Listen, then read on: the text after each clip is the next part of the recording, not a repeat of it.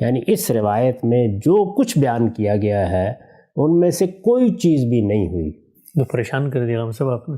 سلامتی ہے ان آنکھوں پہ جو ہدایت پہ نظریں جمائے بیٹھی ہیں، ان کانوں پہ جو ذکر خیر کے منتظر رہتے ہیں، اور ان قدموں پہ جو ہدایت کی راہ پہ گامزن ہیں۔ یہ روایت امام مسلم نے نقل کی ہے۔ اچھا، یعنی صحیح مسلم کے اندر، صحیح مسلم میں ہے۔ یہ معلوم ہے کہ ہمارے ہاں جو امہات کتب سمجھی جاتی ہیں حدیث میں، وہ تین ہی: موطا امام مالک، امام بخاری کی صحیح، اور امام مسلم کی صحیح۔ بالکل۔ بعد کی کتابیں پھر دوسرے، تیسرے، چوتھے درجے کی کتابیں ہیں۔ یہ مطلب نہیں ہوتا کہ ان میں جو بات بیان ہوگی وہ رد کر دی جائے گی۔ میں یہ عرض کر رہا ہوں کہ یہ روایت جو میں آپ کے سامنے پیش کر رہا ہوں، یہ ایسا نہیں ہے کسی تاریخ کی کتاب میں نقل ہوئی ہے۔ مثال کے طور پر تاریخ دمشق میں یہ روایت بھی نقل ہوئی ہے کہ بعض لوگ یہ سمجھتے تھے کہ معاویہ رضی اللہ عنہ کے زمانے میں دجال آئے گا۔ اچھا، یہ روایت بھی نقل ہوئی ہے کہ فوراً بعد، یعنی رسالت مآب صلی اللہ علیہ وسلم کی دنیا سے رخصتی کے فوراً بعد آ جائے گا۔ اس طرح کی روایتیں بھی ہیں کہ قریش کی حکومت جب ختم ہوگی تو آ جائے گا، لیکن وہ تاریخی روایات ہیں زیادہ تر، وہ اس درجے کی روایات نہیں ہیں۔ یہ روایت امام مسلم نے اپنی صحیح میں نقل کی ہے۔ اچھا، اور میں آپ سے یہ عرض کر رہا ہوں کہ آپ اس روایت کو سنیے، مجھے اس کا ایک ایک لفظ پڑھ کے آپ کو بتانا پڑے گا، کیونکہ جب تک ہم اس کو اس طریقے سے نہیں سنیں گے اس وقت تک اس کی اہمیت واضح نہیں ہوگی۔ بالکل۔ میں اس سے پہلے یہ بھی عرض کر چکا ہوں کہ اس باب کی زیادہ تر روایتیں ابو ہریرہ رضی اللہ عنہ سے ہیں، بلکہ بخاری نے تو قبول ہی صرف ان کی روایتیں کی ہیں۔ یہ روایت بھی ابو ہریرہ رضی اللہ عنہ ہی سے۔ اچھا، اب وہ بیان کیا کر رہے ہیں؟ وہ یہ کہہ رہے ہیں کہ ان رسول اللہ صلی اللہ علیہ وسلم قال، رسول اللہ صلی اللہ علیہ وسلم نے فرمایا۔ اس کو پڑھنے سے پہلے میں یہ عرض کر دوں کہ یہ 2897 رقم ہے۔ 2897 صحیح مسلم کے اندر یہ روایت، صحیح مسلم میں روایت ہے۔ ایک سوال غام سب کا کلامی کی معذرت، سند کے لحاظ سے بھی صحیح روایت ہے یہ؟ امام مسلم کی روایت ہے، اس کے بعد تو کوئی مزید گفتگو کی ضرورت نہیں رہتی۔ تاہم امام مسلم ہو، امام بخاری ہو، ان کی روایتوں پر بھی نقد ہوتا ہے۔ میں نے اس پہلو سے ابھی تک کوئی گفتگو نہیں کی۔ یہ آپ کو معلوم ہے کہ جن لوگوں نے موجودہ زمانے میں اس پہ کام کیا ہے، ان میں مثلاً علامہ تمنا عمادی ان تمام روایتوں کی سند میں کلام کرتے ہیں۔ یہ بتاتے ہیں کہ اس میں فلاں سند میں یہ غلطی ہے، کتاب میں اس کے آنے میں یہ خرابی پیدا ہو گئی ہے، خود کتاب کی روایت میں یہ خرابی پیدا ہو گئی ہے، میں نے اس کو موضوع نہیں بنایا، اس لیے کہ اس میں اتفاق پیدا کرنا بہت مشکل ہے۔ یہ فن اس نوعیت کا ہے کہ اس میں جس وقت کسی راوی پر گفتگو کی جاتی ہے، جرح کی جاتی ہے، تعدیل کی جاتی ہے، اس میں بہرحال اختلافات ہو جاتے ہیں۔ لیکن صحیح مسلم، امام مسلم کا اطمینان تھا تو انہوں نے اپنی کتاب میں درج کیا، یعنی امام مسلم نے اس کو قبول کیا ہے۔ اس کے بعد ہم جب، میں ابھی عرض کر چکا کہ علامہ انور شاہ کشمیری کو پڑھتے ہیں تو وہ بھی اس کو قبول کر رہے ہیں۔ انہوں نے بھی یہ روایت اس کتاب میں نقل کی ہے جس کا میں بار بار نام آپ کو بتا چکا ہوں، کہ تصریح بما تواتر فی نزول المسیح۔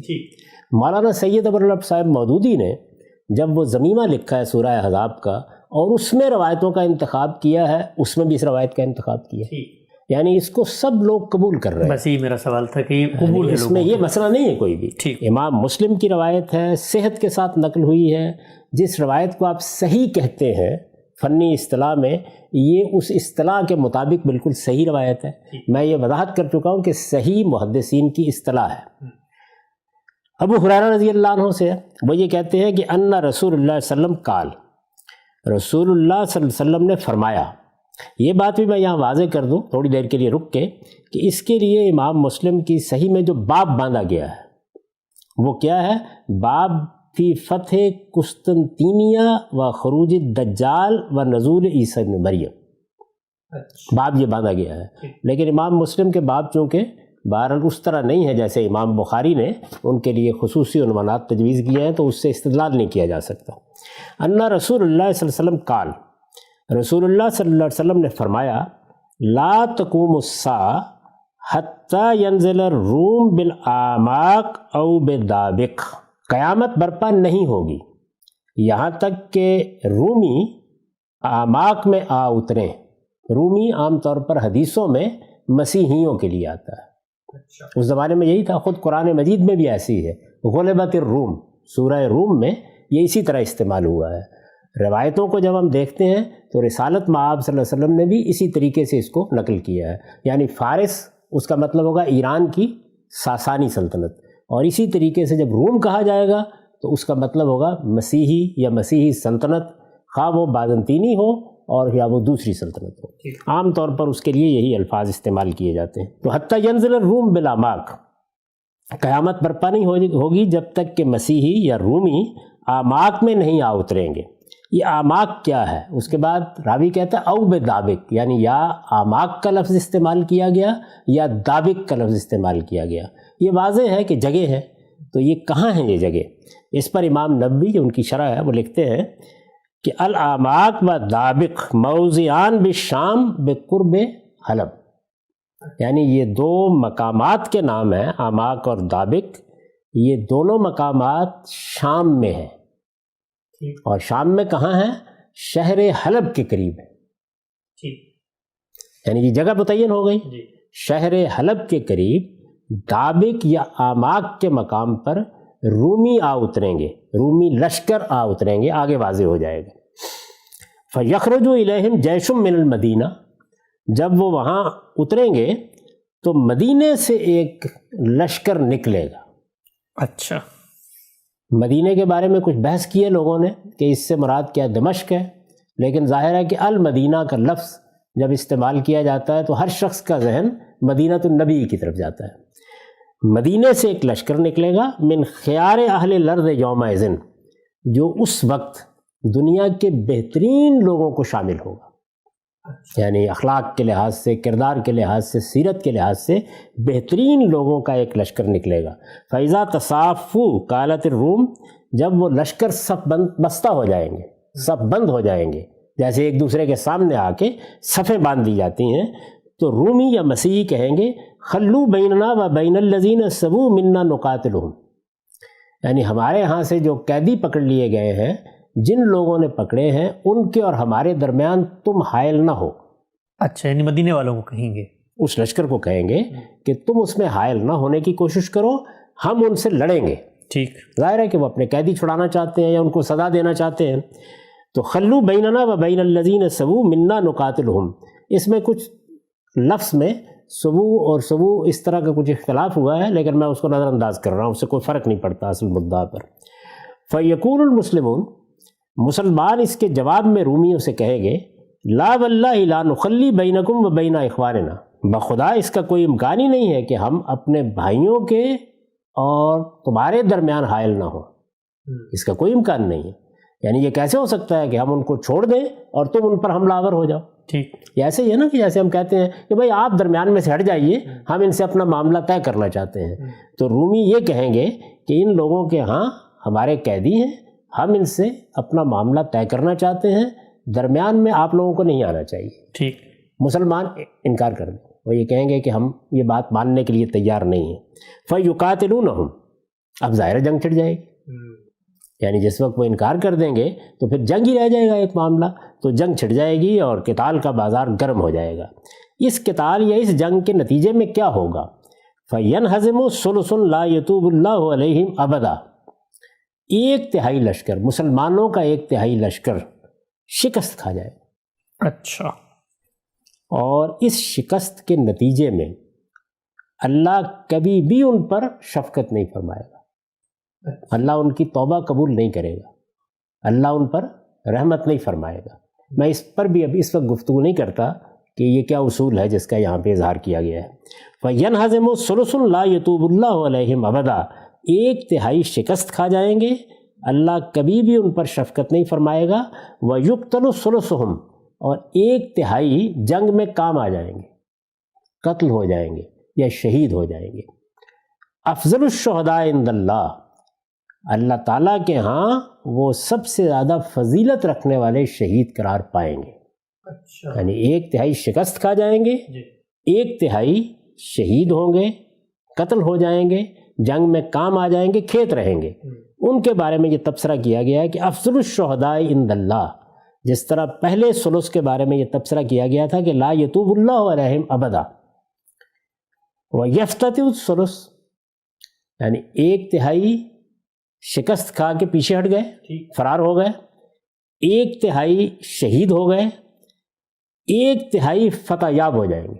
اچھا، یعنی رومیوں پہ فتح یاب ہو جائیں گے۔ ویفتتح الثلث، لا یفتنون ابدا، اس کے بعد کبھی ان پر کوئی آزمائش نہیں آئے گی، کبھی اللہ کی گرفت نہیں ہوگی۔ یعنی تینوں لشکروں کے ساتھ کیا معاملہ کریں گے اللہ تعالیٰ، وہ بھی یہاں رسالت مآب صلی اللہ علیہ وسلم کے حوالے سے بیان ہو رہا ہے۔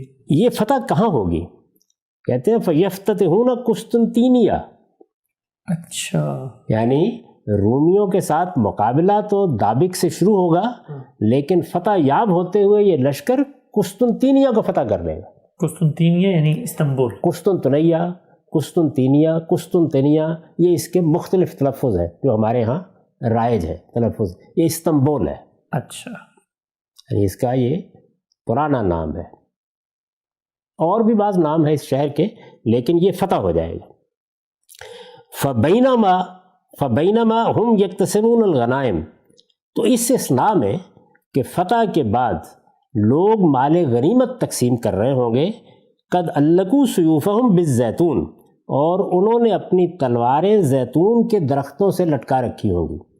یعنی فتح ہو گئی ہے، قسطنطینیہ فتح ہو گیا ہے، مسلمان اس میں داخل ہو گئے ہیں، وہاں مال غنیمت ہے بہت سا، اس کو یہ لشکر کے لوگ سمیٹ رہے ہیں۔ مال غنیمت اکٹھا کرتے وقت جنگ ختم ہو چکی ہے، اس لیے تلواریں زیتون کے درختوں پر لٹکا دی گئی ہیں۔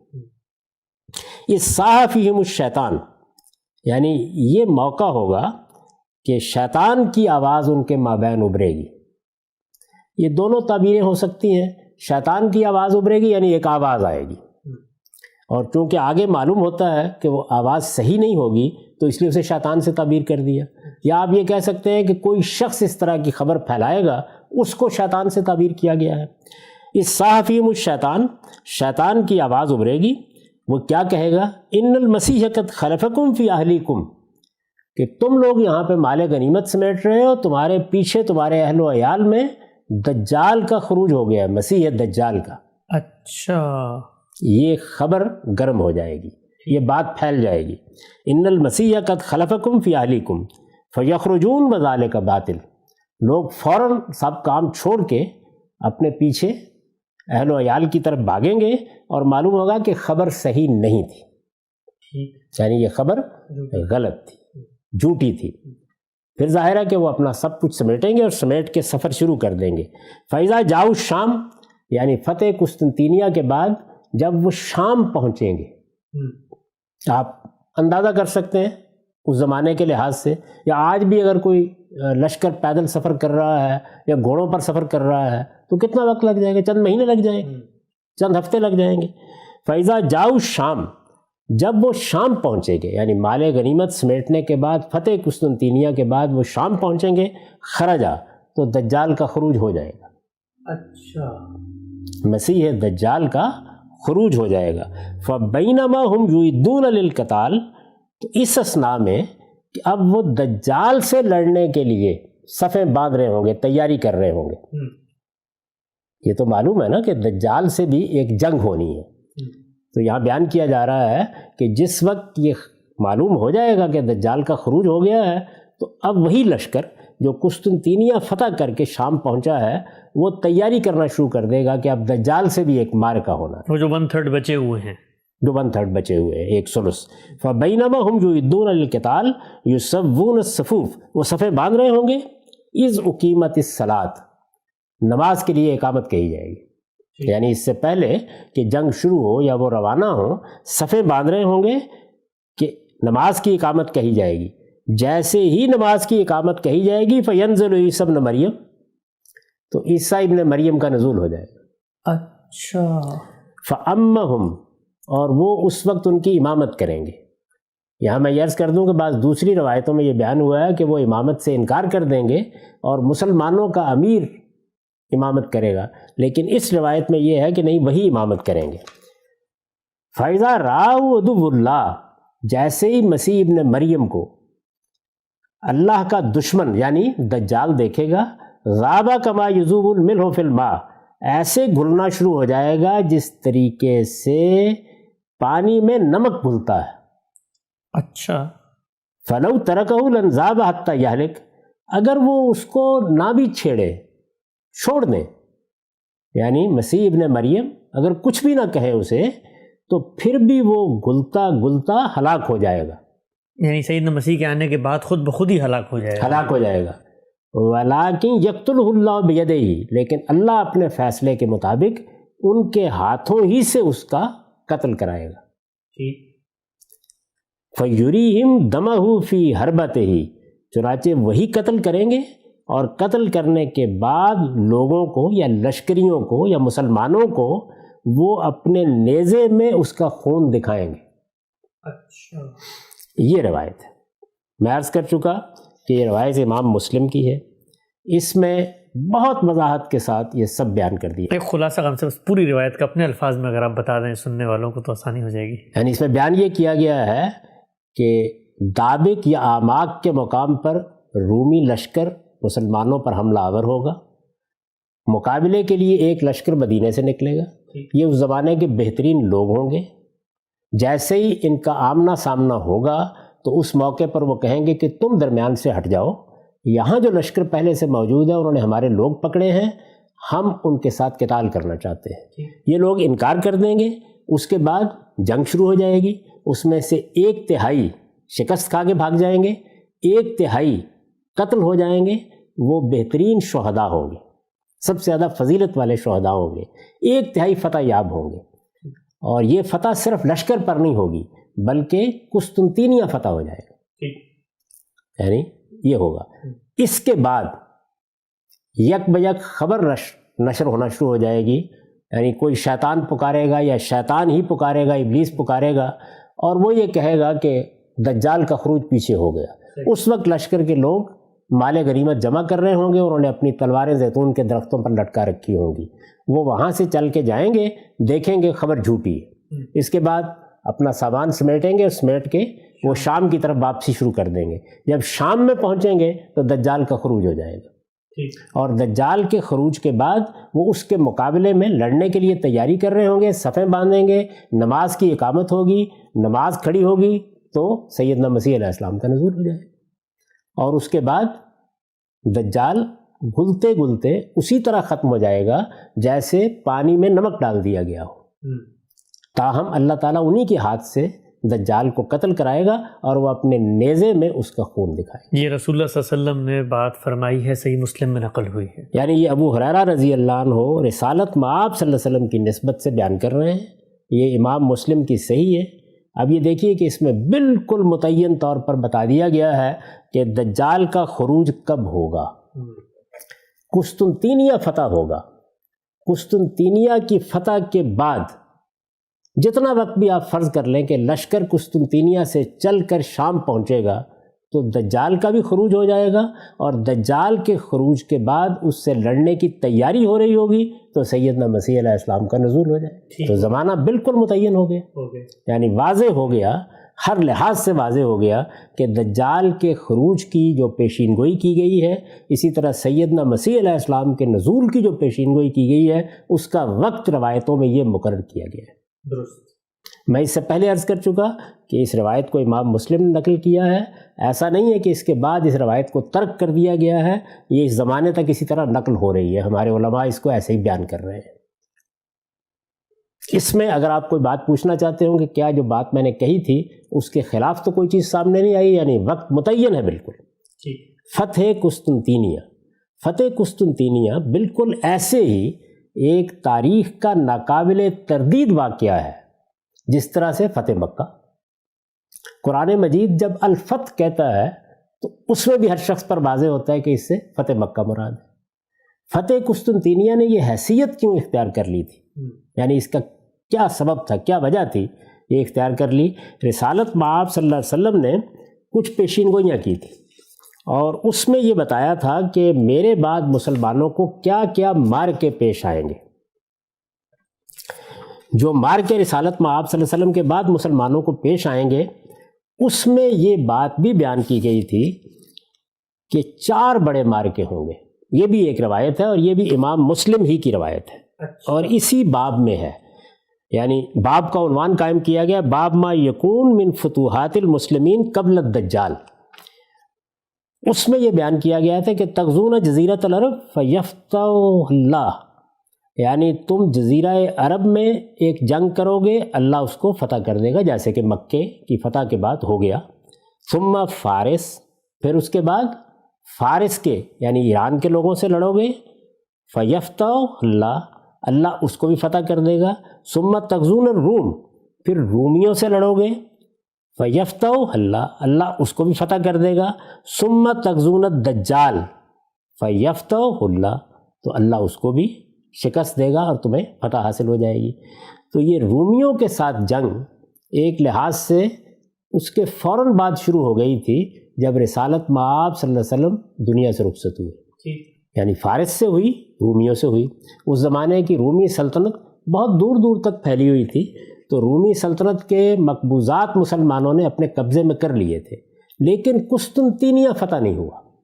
اچھا، یعنی کیسر روم اپنی سلطنت سمیٹتے سمیٹتے اپنے دارالحکومت میں پہنچ چکا تھا، لیکن قسطنطینیہ فتح نہیں ہوا۔ تو ایک لحاظ سے وہ ایک بالکل علامت بن گیا تھا مسلمانوں کے ہاں کہ یہ فتح ہوگا تو گویا ہماری فتوحات کی تکمیل ہوگی، اس کے ساتھ اس کو یہ حیثیت حاصل ہو گئی۔ اب فتح قسطنطینیہ کے معاملے میں بعض اور اخبار بھی تھے، روایتوں میں بعض اور خبریں بھی تھیں، جن میں مثلاً یہ بھی کہا گیا تھا کہ جو لشکر وہاں پہلا لشکر جائے گا وہ اللہ تعالیٰ کے ہاں مغفرت کا مستحق ہو جائے گا۔ چنانچہ یہ معلوم ہے کہ وہ لشکر گیا، معاویہ رضی اللہ عنہ کے زمانے میں حملہ کیا گیا، اس سے پہلے کی بعض مہمات کا بھی تذکرہ ملتا ہے، اس کے بعد بھی بہت سی مہمات بھیجی گئیں، اس میں ابو ایوب انصاری رضی اللہ عنہ بھی تھے، یعنی جلیل القدر صحابی جن کے ہاں رسالت مآب صلی اللہ علیہ وسلم نے مدینہ ہجرت کے بعد قیام کیا تھا، ان کا مرکز اب بھی وہیں ہے، استنبول کی فصیل کے باہر ان کو دفن کر دیا گیا تھا، لیکن قسطنطینیہ فتح نہیں ہوا۔ یہ لشکر یزید کی قیادت میں گیا تھا، اس میں بڑے جلیل القدر صحابہ تھے، ابو ایوب انصاری رضی اللہ عنہ جیسے صحابی تھے۔ تو یہ لوگ سمجھتے تھے کہ رسالت مآب صلی اللہ علیہ وسلم کی یہ پیشین گوئی چونکہ کی گئی ہے تو یہ ہمارے حق میں پوری ہو، اس کی فطری خواہش تھی، اس کا کوئی وقت نہیں مقرر کیا گیا تھا کہ یہ کب ہوگا، سب لوگ اس کا انتظار کر رہے تھے۔ تو میں آپ کے سامنے ابن کثیر کو رکھتا ہوں، ابن کثیر ہمارے ہاں کے جلیل القدر علماء میں سے ہے، ان کی تفسیر ابن کثیر بڑی شہرت رکھتی ہے۔ اسی طریقے سے انہوں نے تاریخ کی بھی ایک بہت بڑی کتاب لکھی ہے، البدایہ والنہایہ، یہ ان کی تفسیر ہے۔ اس تفسیر میں سورہ آل عمران کی جو مشہور آیت ہے انی متوفی کا ورافعک الیہ، اس میں یہ ایک عبارت لکھ رہے ہیں۔ اس سے آپ اندازہ کر سکتے ہیں کہ فتح قسطنطینیہ کو مسلمان کس طرح دیکھ رہے تھے، کیسے اس کا انتظار کر رہے تھے، کیا نوعیت تھی۔ یہ میں واضح کر دوں کہ ان کی وفات 774 ہجری میں ہوئی، 774 ہجری میں ابن کثیر دنیا سے رخصت ہوئے ہیں۔ یہ اس موقع کے اوپر بیان کر رہے ہیں۔ بیان کرنے کی تقریب کیا بنی ہے، ظاہر تفسیر لکھ رہے ہیں تو تفسیر میں تو یہ معلوم ہونا چاہیے نا کہ کیا تقریب ہوئی۔ تقریب یہ ہے کہ اللہ تعالیٰ نے وہاں یہ بتایا ہے کہ مسیحیوں کا یا مسیح کے ماننے والوں کا غلبہ قیامت تک یہود پر قائم رہے گا۔ یہ بیان کیا گیا نا، جائل الذین اتبعوک فوق الذین کفروا الی یوم القیامہ۔ اس کی تفسیر کرتے ہوئے وہ یہ کہتے ہیں فلہذا لما کانوا ہم المؤمنین بالمسیح حقا، یعنی جب یہ بات طے ہو گئی کہ مسلمان ہی سیدنا مسیح علیہ السلام کے اصل پیرو ہیں، تو اب کہتے ہیں کیا ہوا، چنانچہ اس غلبے کی ابتدا کیسے ہوئی اس کو بیان کر رہے ہیں۔ ان کے زمانے تک، یعنی یہ رخصت ہوئے 774 میں، ان کے زمانے تک کیا کچھ ہو چکا ہے۔ کہتے ہیں سلب النصارى بلاد الشام، مسلمانوں نے مسیحیوں سے یا نصارہ سے، یہ وہی رومی ہے، ان سے شام کے علاقے چھین لیے۔ وَأَلْجَوْهُمْ إِلَى الروم، اور ان کو انہوں نے روم میں پناہ لینے پہ مجبور کر دیا، یعنی یہ سارے علاقے ان سے چھن گئے ہیں اور اب وہ وہیں پناہ لینے پہ مجبور ہیں۔ فَلَجَوْا إِلَى مَدِينَتِهِمُ الْقُسْطُنطِينِيَّةِ، اور وہ پیچھے ہٹتے ہٹتے، شکست کھاتے کھاتے، اپنے علاقے خالی کرتے ہوئے بالآخر اپنے شہر قسطنطینیہ میں جا کے پناہ لیے ہوئے، یعنی ان کو وہاں جانے پہ مجبور کر دیا گیا، باقی علاقے مسلمانوں نے ان سے چھین لیے۔ وَلَا يَزَالُ الْإِسْلَامُ وَأَهْلُهُ فَوْقَهُمْ إِلَى يَوْمِ الْقِيَامَةِ، اللہ کا فیصلہ یہ ہے کہ اسلام اور اس کے ماننے والے قیامت تک اپنی یہ برتری ان پر قائم رکھیں گے۔ وقد اخبر الصادق الصدوق صلی اللہ علیہ وسلم امتہ، رسول اللہ صلی اللہ علیہ وسلم نے اپنی امت کو یہ خبر دی ہے کہ بأن آخرہم سیفتحون القسطنطینیہ، کہ ان کے آخری زمانے میں قسطنطینیہ فتح ہوگا، ویستفیون ما فیہا من الاموال، اور وہاں بہت کچھ ان کو مال فے ملے گا، مال غنیمت ملے گا، ویقتلون الروم مقتلۃ عظیمہ جدہ، اور اس فتح کے لیے جب قسطنطینیہ فتح ہوگا تو رومیوں کے ساتھ ایک بڑا غیر معمولی معرکہ گرم ہو جائے گا۔ لم یر الناس مثلہا ولا یرون بعدہا نظیرہا، نہ اس سے پہلے لوگوں نے اس طرح کا معرکہ دیکھا ہوگا نہ بعد میں دیکھیں گے۔ یہ کہتے ہیں وقت جماعت فی ھذا جزء مفردہ، یعنی اس طرح کی جو پیشین گوئیاں ہیں یا یہ جو احوال ہیں ان پر میں نے الگ سے بھی ایک کتاب لکھی ہے، اس میں جمع کر دیا ہے۔ تو مسلمان اس کو ایسے دیکھ، یعنی اینٹیسپیٹ کر رہے تھے کہ یہ اب ہونے جا رہا ہے، یہ ہوگا۔ یعنی فتح قسطنطینیہ میں نے آپ سے عرض کیا نا کہ سیدنا معاویہ رضی اللہ عنہ کے زمانے سے مسلمانوں کا خصوصی ہدف تھی، یہ علاقے خالی کرا لیے گئے تھے، ان سب پر مسلمانوں کی حکومتیں قائم ہو گئی تھیں، یہ شام کا علاقہ ہے، یہ مصر ہے، یہ فلاں ہے فلاں ہے۔ اس وقت قسطنطینیہ ہی میں اصل میں مسیحیوں کی سلطنت کا مرکز رہ گیا تھا۔ ٹھیک، مسلمان چاہتے تھے کہ اس شہر کو فتح کر لیں۔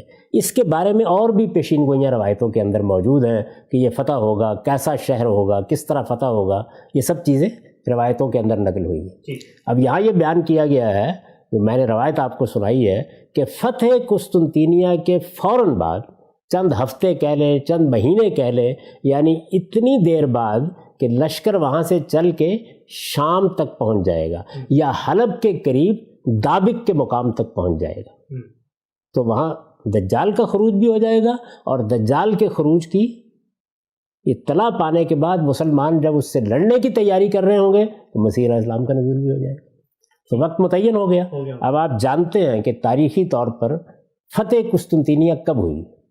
ہجری کیلنڈر کے لحاظ سے 857 ہجری میں ہو چکی، یعنی اس وقت قسطنطینیہ میں عثمانی سلطنت قائم ہوئی، سلطان محمد فاتح نے وہاں اپنی سلطنت قائم کی، وہ صدیوں، اس وقت کم و بیش 600 سال یعنی 1453 عیسوی بنتی ہے، 857 ہجری میں فتح ہوا ہے، غالباً ربیع الاول کا مہینہ تھا۔ 1453 عیسوی سال ہے، مئی کے مہینے میں قسطنطینیہ فتح ہو گیا۔ قسطنطینیہ فتح ہو گیا 1453 میں، 2053 میں 600 سال ہو جائیں گے۔ اس 600 سال کے عرصے میں پہلی یا دوسری جنگ عظیم میں اس وقت ظہور ہو رہا ہے، کچھ دیر کے لیے افواج اس پہ داخل ہوئی تھی، ورنہ ایسا کبھی نہیں ہو سکا۔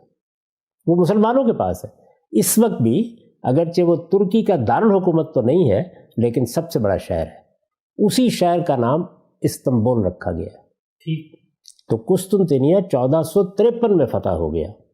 1453 وہ وقت ہے جو تعین کے ساتھ بیان کیا گیا تھا کہ اس میں دجال کا خروج بھی ہو جائے گا اور سیدنا مسیح علیہ السلام کا نزول بھی ہو جائے گا، جیسے کہ مسلم کی یہ روایت بتا رہی ہے۔ اب ذرا اس روایت کی طرف مراجعت کیجئے پھر، اور یہ دیکھیے کہ جو روایت ہم نے ابھی پڑھی اس میں سے کوئی ایک چیز بھی ہوئی ہے، ایک چیز کو دیکھیے۔ پہلی چیز یہ تھی کہ جب یہ ہوگا تو رومی دابق یا آماک کے مقام پر آئیں گے، اور دابق اور آماک کہاں ہیں؟ یہ دو مقامات ہیں حلب کے قریب، شام کے شہر حلب کے قریب۔ ایسا کوئی واقعہ نہیں ہوا جب قسطنطینیہ فتح ہوا۔ اچھا، یہ تو تاریخی طور پر آپ کوئی بھی تاریخ کی کتاب اٹھائیں آپ جان سکتے ہیں۔ اچھا، پھر یہ بتایا گیا تھا کہ اس موقع کے اوپر مدینہ سے ایک لشکر نکلے گا، ایسا کوئی لشکر نہ اس مدینہ سے نکلا، یا اگر آپ اس سے دمشق بھی مراد لے لیں تو وہاں سے بھی نہیں نکلا۔ یہ جنگ ہوگی جس میں قیدیوں کا مطالبہ کیا جائے گا اور مسلمانوں سے تقاضا کیا جائے گا، اس طرح کا بھی کوئی واقعہ نہیں ہوا۔ اس کے بعد بیان کیا گیا کہ ایک ثلث شکست کھا جائے گا، ایک ثلث مقتول ہوگا، وہ بہترین شہداء ہوں گے، ایسی بھی کوئی چیز نہیں ہوئی۔ اس لشکر نے جا کر اس کی 1/3 نے قسطنطینیہ فتح کر لیا۔ قسطنطینیہ کی فتح کی داستان ہر آدمی جو تاریخ سے واقف ہے اس کو معلوم ہے. یعنی محمد فاتح نے کیسے کیا تھا، کیسے خشکی پر جہاز چلائے گئے تھے، کس طرح کا معاملہ ہو گیا تھا، یہ عثمانیوں نے فتح کیا. اس کے بعد ان کی بڑی سلطنت، یہاں میں عرض کر چکا ہوں کہ 1924 میں ختم ہوئی ہے خلافت. اب بھی ترکی آزاد ہے، یعنی ایک ملک کی حیثیت سے وہاں مسلمانوں ہی کا قبضہ ہے. ٹھیک. اس وقت بھی اردوان لوگوں کے خیال کے مطابق وہاں سلطنت عثمانیہ کو زندہ کر رہے ہیں. مسلمانوں ہی کا قبضہ ہے. ان میں سے بھی کچھ نہیں ہوا. اچھا، پھر یہ تھا کہ اس موقع کے اوپر لوگ اپنی تلواریں لٹکا کے مال غنیمت سمیٹ رہے ہوں گے، آواز آئے گی، کوئی آواز نہیں آئی. وہ لشکر شام واپس جائے گا. جب واپس جائے گا تو وہاں دجال کا خروج ہو جائے گا. آپ جانتے ہیں کہ 600 سال ہو گئے، اس طرح کا کوئی واقعہ نہیں ہوا. نزول مسیح ہو جائے گا اس کے بعد، اس طرح کی بھی کوئی چیز نہیں ہوئی. دجال کو وہ اپنے حربے سے یا اپنے نیزے سے قتل کر دیں گے اور اس کا خون دکھائیں گے، کچھ بھی نہیں ہوگا. یعنی اس روایت میں جو کچھ بیان کیا گیا ہے ان میں سے کوئی چیز بھی نہیں ہوئی. تو پریشان کر دیا ہم سب آپ نے. تو امام مسلم ہے، یعنی میں نے بتا دیا آپ کو 2897 رقم ہے. یہ باب بھی بتا دیا کون سا ہے، اس کو جا کے خود پڑھ لیجیے. مسلم اردو میں بھی ترجمہ ہوئی ہوئی، اس میں دیکھ لیجیے. انگریزی میں بھی ترجمہ ہوئی ہوئی، اس میں دیکھ لیجیے. ہمارے ہاں ڈاکٹر شہزاد سلیم صاحب نے ان روایات پر کام کیا ہے. انہوں نے جس روایت کو نمائندہ روایت کی حیثیت سے انتخاب کیا وہ یہی روایت ہے. اچھا، اور یہ آپ بتا رہے ہیں. اور میں یہ عرض کر رہا ہوں کہ ایسا نہیں ہے کہ امام مسلم کی اس روایت کو فتح قسطنطینیہ کے بعد کہیں رکھ دیا گیا. علامہ انور شاہ کشمیری نے بھی نقل کیا ہے، مولانا سید ابو اللہ صاحب مودودی نے بھی نقل کیا ہے. اس کے بعد یہ بتائیے کہ اب کیا کرنا ہے. ہم سب ایک چیز ذہن میں آتی ہے، آپ نے جو پوری بات اتنی تفصیل سے بیان کی، رسول اللہ صلی اللہ علیہ وسلم کی نسبت سے صحیح مسلم کی روایت، مقام طے ہے، وقت طے ہے، ایونٹ طے ہے، اور جو کریکٹرز ہیں وہ طے ہیں، اور یہ سب کچھ آپ کہتے ہیں کہ ہو گیا ہے اور سیدنا مسیح نہیں آئے. نہیں، یہ بیان کیا گیا تھا کہ اس وقت ہونا ہے جی، یعنی ان میں سے کچھ بھی نہیں ہوا. فتح قسطنطینیہ ہو گئی، فتح قسطنطینیہ ہو گیا، لیکن باقی کچھ نہیں ہوا. جو کچھ اس روایت میں بیان کیا گیا تھا ان میں سے کچھ بھی نہیں ہوا. فتح قسطنطینیہ ہو گئی. ٹھیک، یعنی جو جو متعین وقت میں نے عرض کیا تھا نا کہ روایت میں متعین وقت بیان کیا گیا ہے. تو اگر ہم صاحب یہ کہا جائے کہ یہ جو آپ روایت آپ نے بھی پڑھی اور گھبراہٹ میں ڈال دیا ہم سب کو، سننے والوں کو، کہ یہ جو متعین وقت بتایا گیا تھا وہ ایونٹ تو ہو گیا، فتح قسطنطینیہ ہو گیا، استنبول فتح ہو گیا، محمد فاتح نے آج سے 600 سال پہلے 857 میں فتح کر لیا. اچھا، اس فتح سے 100 سال پہلے کی تقریباً آپ نے داستان سنائی ابن کثیر کی کہ وہ انٹیسپیٹ کر رہے ہیں کہ یہ ہونے جائے گا، ہوگا، اور یہ سب کچھ. تو کوئی یہ بھی تو کہہ سکتا ہے کہ یہ جو کچھ ہوا ہے، جو حدیث میں بیان ہوا ہے، یہ وہ والا ایونٹ نہیں ہے. وہ جو پہلے ہوا تھا وہ تو پہلے ہو گیا. یعنی ایسی ہے کہ کہا جائے کہ جی نیو یارک میں ٹوئن ٹاورز گریں گے اور دجال آ جائے گا، ٹوئن ٹاورز گر گئے، نہیں آئے، تو اس کی ایک توجہ یہ بھی تو کی جا سکتی ہے کہ دوبارہ سے ٹوئن ٹاور تعمیر ہوں، دوبارہ سے گریں، تو ہو سکتا ہے قسطنطینیہ دوبارہ سے رومیوں کے قبضے میں جائے اور دوبارہ مسلمان فتح کریں، تو تب آ جائیں سیدنا مسیح. میں تو اپنے عدم اطمینان کے وجہ بیان کر رہا ہوں نا، یعنی یہ بیان کر رہا ہوں کہ کیوں ان روایتوں کے بارے میں نے یہ کہا ہے اپنی کتاب میں کہ یہ محل نظر ہو گئی ہیں، ان کو اب اس طرح قبول نہیں کیا جا سکتا، ان پر تحقیق کی ضرورت ہے. کیوں اپنے عدم اطمینان کا اظہار کر رہا ہوں، اس کے وجہ بیان کر رہا ہوں. اب یہ جو بات آپ نے کہی ہے، یہی بات اس کے بعد علماء کہہ رہے ہیں. اچھا، یعنی وہ یہی کہہ رہے ہیں کہ یہ فتح قسطنطینیہ وہ نہیں ہے. اب دیکھیے کیا چیزیں فرض کرنی پڑیں گی. یعنی اس کا مطلب یہ ہے کہ قسطنطینیہ ایک مرتبہ پھر رومیوں کے قبضے میں چلا جائے گا. 600 سال سے تو نہیں گیا، لیکن چلا جائے گا قیامت سے پہلے. ٹھیک، یہ فرض کرنا پڑے گا نا. اچھا، پھر اور دیکھیے کیا فرض کرنا پڑے گا. یہ فرض کرنا پڑے گا کہ یہ دنیا میں جتنے اسلحہ، جتنے ہتھیار ایجاد ہو گئے ہیں، سب ختم ہو جائیں گے. اتنا بڑا انقلاب دنیا میں آئے گا کہ پھر تلواروں سے جنگیں ہوں گی. پھر وہ تلواریں فتح کے بعد زیتون کے درختوں سے لٹکائی جائیں گی. پھر اسی طرح مال غنیمت تقسیم ہوں گے. ماننا پڑے گا نا یہ سب کچھ آپ کو، یا نہیں ماننا پڑے گا. اچھا، ماننا پڑے گا کہ دجال کو قتل کرنے کے لیے نہ کوئی بم چلے گا. اس وقت تو ویسے جہاں جہاں اسلامی نظام قائم ہو رہا ہے بم چلا کے ہی ہو رہا ہے، لیکن نہ کوئی بم چلے گا، نہ توپیں نکلیں گی، نہ ٹینک چلیں گے، نہ جہازوں سے بمباری ہوگی، کچھ نہیں ہوگا، نیزے سے اس کو مار گرایا جائے گا۔ تو یہ سب چیزیں جو ہے فرض کر کے جو لوگ مطمئن ہونا چاہتے ہیں وہ مطمئن رہیں، مجھے ان کو کچھ نہیں کہنا۔ لیکن مجھے یہ بتائیے کہ رسالت مآب صلی اللہ علیہ وسلم کی نسبت سے اگر یہ پیشین گوئی ہے تو پھر تو کم سے کم تقاضا یہ ہے کہ یہ تو اللہ کے پیغمبر نے اگر بات کہی تھی تو یہ اللہ نے بتایا ہوگا نا کہ فتح قسطنطنیہ ہو جائے گی، اس کے بعد برسوں مسلمان فتح یاب رہیں گے، اس شہر پر ان کا قبضہ رہے گا، برسوں نہیں صدیوں۔ 600 سال ہو گئے، 600 سال تو اب ہو گئے نا، صدیوں قبضہ رہے گا۔